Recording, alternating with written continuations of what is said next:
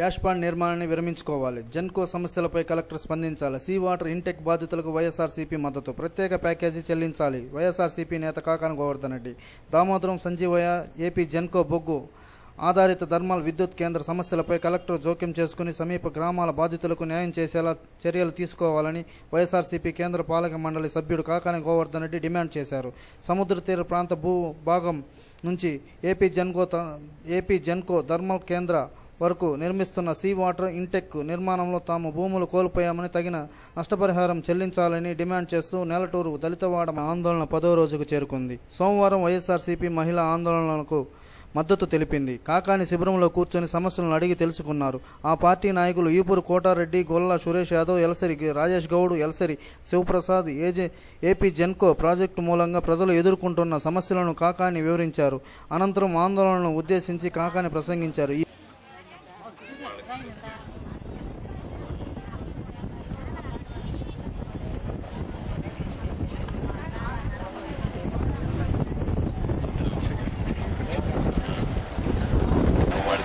Water కూడా use చేసుకుంటాం.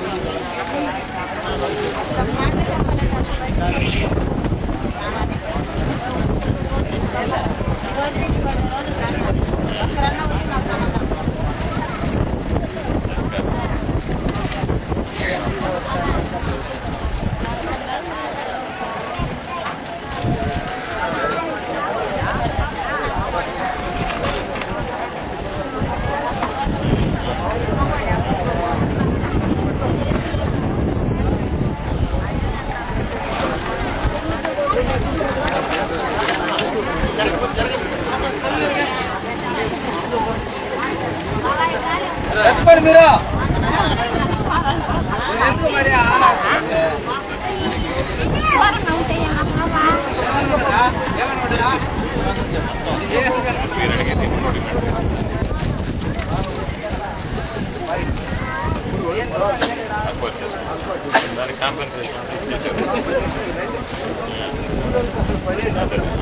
మరి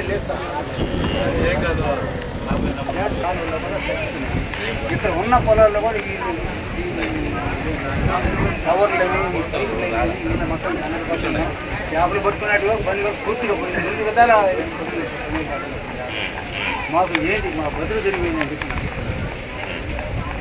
నేను ఇక్కడ బతకలేము. మేము మమ్మల్ని ఏరియా దగ్గర కన్నా తరలించండి. మాకు ఏం ప్యాకేజ్ అన్న పంపించి మళ్ళీ అక్కడ తరలించి ఆల్టర్నేటివ్ గా మీకు ఏదన్నా జీవనాధారం ప్యాకేజీ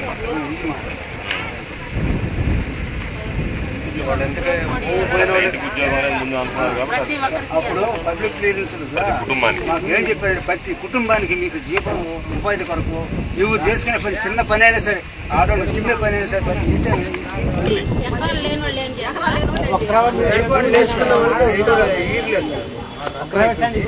ఈ రోజు చెప్పిన మాట ఇంకొక రోజు చెప్పండి. 2వ రోజు వస్తానన్నా సార్, సమాధానం చెప్తున్నారు. 2వ రోజు రాలా, 3వ రోజు వస్తాను, 3వ రోజు రాలా, 7వ రోజు వస్తాను, 7వ రోజు రాలా. ఈ రోజు మీరు కూర్చోవాలంటే కేసు పెట్టాలి. చేస్తాము ఒత్తిడి చేస్తున్నారు. కూర్చొని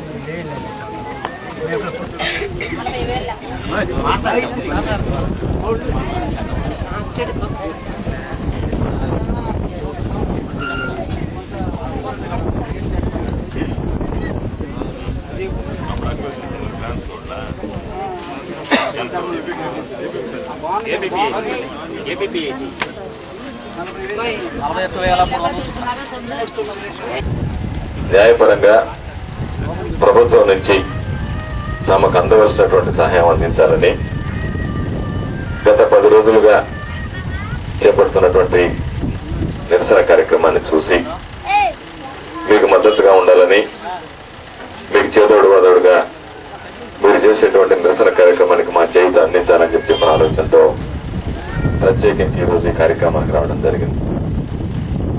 దురదృష్టకరమైనటువంటి సంఘటన, గత 10 రోజులుగా మహిళలు నిరసన తెలుస్తూ ఉంటే ప్రభుత్వానికి కానీ లేదా ఈ రోజు ఉన్నటువంటి మేనేజ్మెంట్ కానీ ఏమాత్రం చెమ కుట్టినట్టు లేకుండా మీ పాటికి మీరు ఎన్ని రోజులైనా చేసుకుంటే మేమేమీ చెల్లించమనేటువంటి ఆలోచన. మరొక పక్క అవసరమైతే మిమ్మల్ని బలవంతంగా ఇక్కడి నుంచి తరలిస్తామని చెప్పని పోలీస్ శాఖ చేత బెదిరింపులు. ప్రధానంగా నాకు అర్థమైనంత వరకు నాకు ఇచ్చినటువంటి వినతి పత్రంలో 3 ప్రధానమైనటువంటి సమస్యలను ప్రస్తావించడం జరిగింది. మొదటిది, భూములు తీసుకునేటప్పుడు వ్యవసాయం కోల్పోయినటువంటి యజమానులతో పాటు రైతు కూలీలుగా ఉన్నటువంటి వ్యవసాయం చేసుకుని వ్యవసాయం ఆధారంగా బతుకుతూ కూలీ చేస్తున్నటువంటి వాళ్ళకి ఎటువంటి ఆర్థిక సహాయం అందజేస్తారని చెప్పి ఆ రోజు ప్రశ్నిస్తే ప్రతి కుటుంబానికి ఒక ఉద్యోగం ఇస్తాననేటువంటిది ఒక అంశము. రెండోది, ఇటు కూలీ లేకుండా జీవనాధారం లేకుండా ఏదన్నా వేటకు వెళ్లి చేపలు పట్టుకుంటే బకింగ్హామ్ యానాల్లో ఈరోజు కాలుష్యపరిచి అక్కడ కూడా మాకు ఎటువంటి జీవనోపాధి లేకుండా మేము పస్తులు ఉండాల్సి వస్తుంది. కాబట్టి మాకు ప్రత్యామ్నాయ ఏర్పాట్లు చేసేంత వరకు మా జీవనోపాధికి భంగం కలగకుండా మా హక్కుల్ని కాపాడండి అనేటువంటిది. మూడోది, కాలుష్యం అనేటువంటి ప్రాంతంలో మేము ఉండలేం కాబట్టి ప్రత్యామ్నాయ స్థలాలు చూపించి మమ్మల్ని ఇక్కడి నుంచి అక్కడికి తరలించి మాకు శాశ్వత జీవనోపాధి కల్పించండి అనేటువంటిది 3 ప్రధానమైనటువంటి అంశాలు మీరు చెప్పడం జరిగింది. నాకు తెలిసినంత వరకు మీరు కోరుకున్నటువంటి 3 కూడా న్యాయసమ్మతమైనవి, తప్పనిసరిగా మీకు అందించాల్సినటువంటి బాధ్యత ప్రభుత్వం మీద ఉంది అని చెప్పి.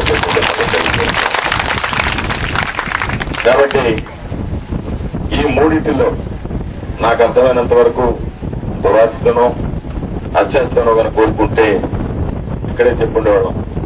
తల్లి 1-2 చేస్తాం, ఒకటి ఏదన్నా ఉంటే అవకాశం ఉంటే చేస్తామని చెప్పుండేవాళ్ళం.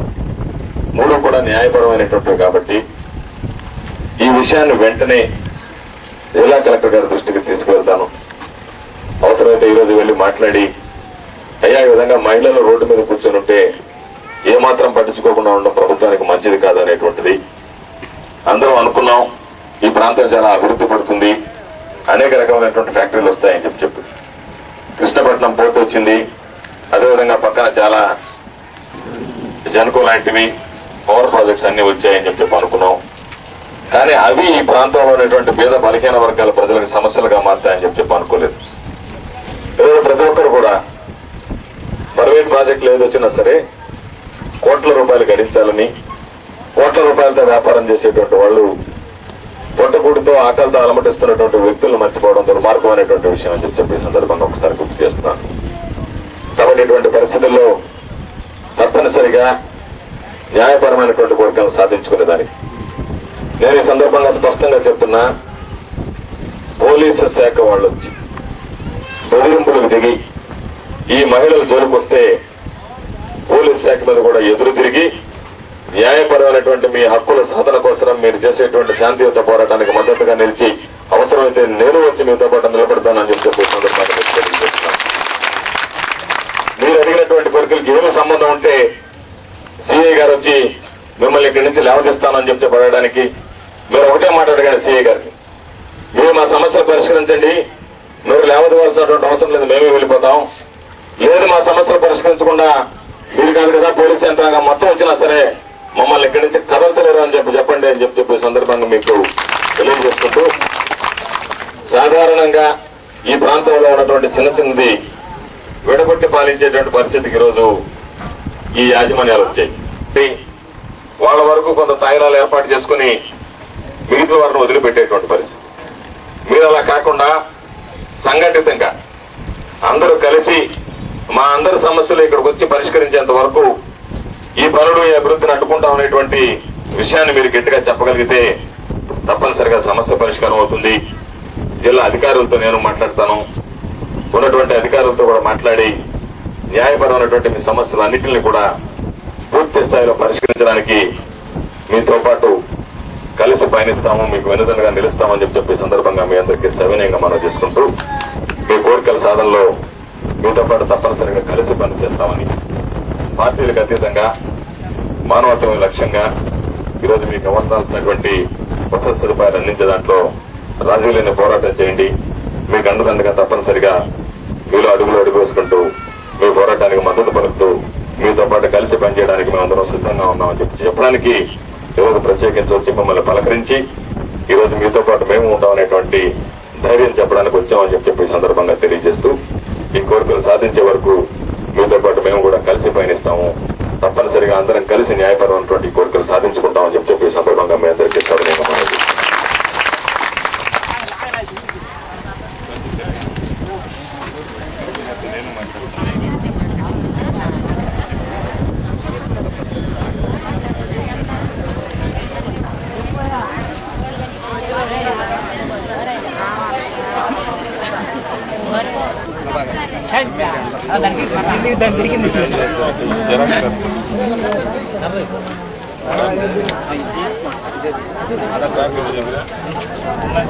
ఈ రోజు పోయి జనకోట సమాధానం ప్రభుత్వ కంపెనీ కదా, దానికి మేనేజ్మెంట్ ప్రైవేట్ అదేమంటే ఏదో సబ్ కాంట్రాక్ట్లో పెట్టినారు బస్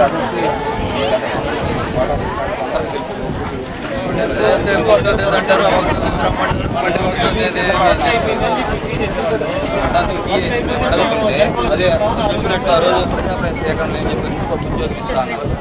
ఈ రోజు భయంకర జనాల్లో మేము మా తల్లిదండ్రులు మా పట్టుకుంటూ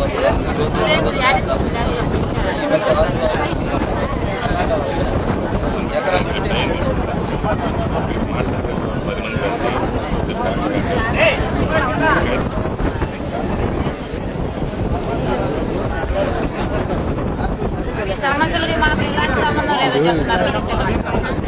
అలాంటప్పుడు తీసుకోపోయేదాన్ని తెలిసిన అసలు చెరువులో ఏ కట్టడాలు ఏమి కట్టుకోండి చెరువులో వాటి అనుమతి ఉంది.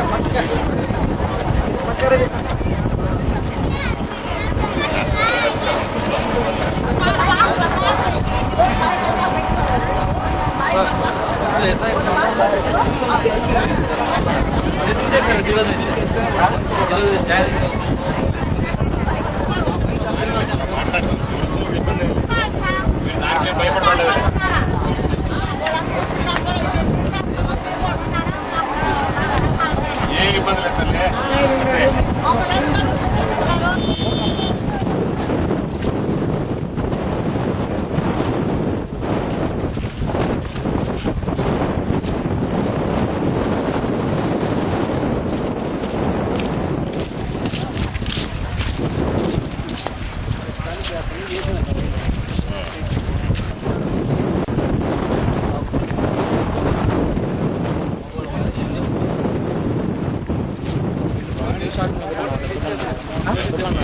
తీసానాయన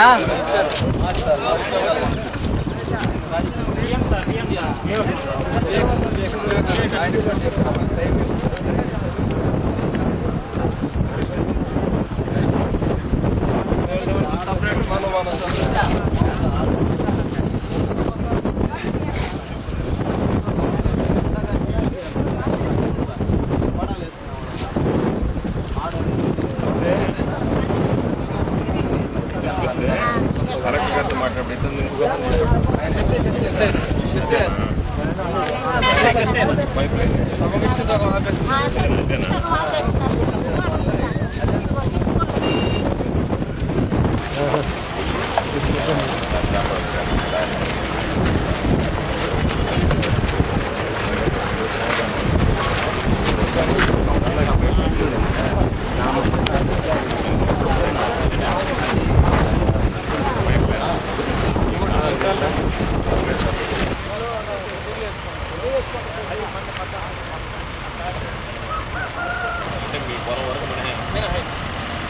అంటే ఇప్పుడు చెల్లెసా ఇక ఉప్పు నీడు కదా ఊడిగా అంటే నీరు అంటే ఉప్పే కదా ఇంకా నా ఓటు దిగి ఊరినా కూడా ఊళ్ళంతా చెట్లు కలుస్తుంది. 3 సార్లు మీటింగ్లు పెట్టేది 3 సార్లు ఏక గంటంతో ఊళ్ళో మాత్రం దీనికైనా స్టేజ్ ఇస్తారు కదా. ఏమైనా మీరు మా చెల్లి చేస్తామంటే మీరు ఏం చేస్తామని చెప్పి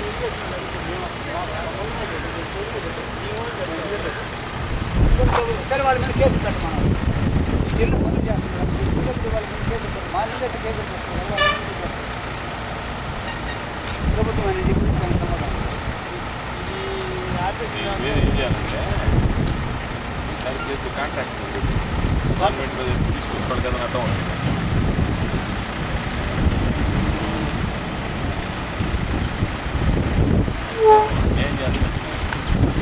ఏదో విధంగా ఈ గవర్నమెంట్ మారే లోపల అన్ని